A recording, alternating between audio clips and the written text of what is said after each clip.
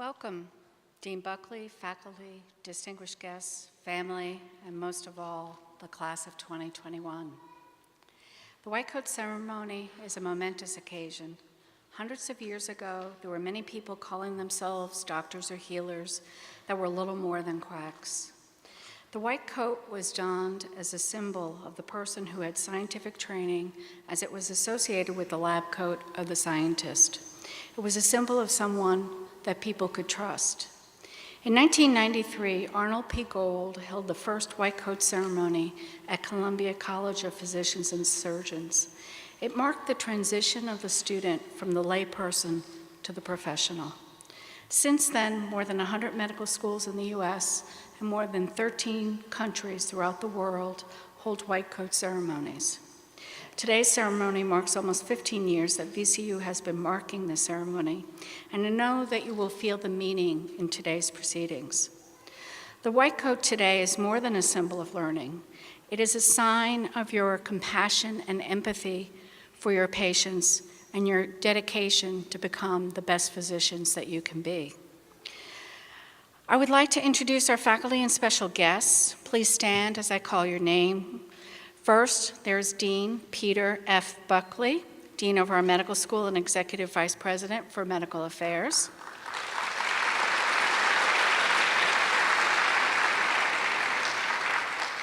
Next is Dr. Elizabeth Ripley, Interim Senior Associate Dean for Faculty Affairs. Dr. Christopher Wolleben, Associate Dean for Student Affairs. Dr. Joel Silverman, Chair of Psychiatry.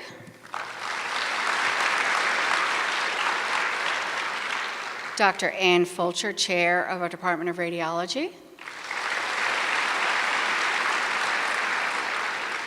Dr. John Nessler, Chair of Internal Medicine. Dr. Douglas Arthur from Radiation Oncology. Ms. Pemra Seaton, our Assistant Dean of Financial Aid. Dr. Susan Waller from the Department of Psychiatry. Dr. Carolyn Peel, a family physician and also chair of our admissions committee. Dr. Michael Donnenberg, Senior Associate Dean for Research and Research Training Programs. Big title.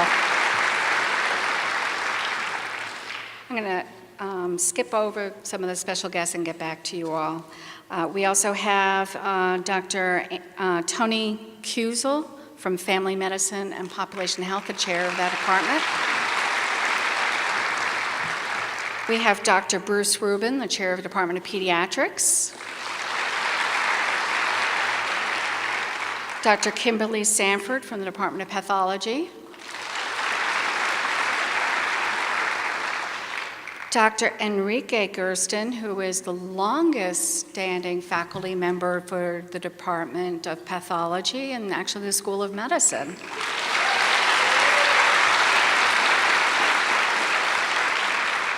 Dr. Gersten has been here for more than 50 years. 57. Dr. Michael Ryan, who is the Assistant Dean for Clinical Medical Education. Dr. Nate Lewis for Emergency Medicine, who's representing Chair of Emergency Medicine, who cannot be here today. A most important person, Dr. Michelle Whitehurst Cook, who's our Senior Associate Dean of Admissions.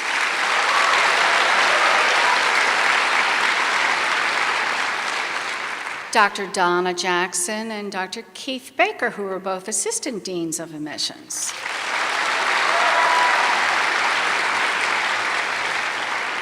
And we have some special guests here today. Dr. Bert Wellens, M61, who is a retired cardiothoracic surgeon.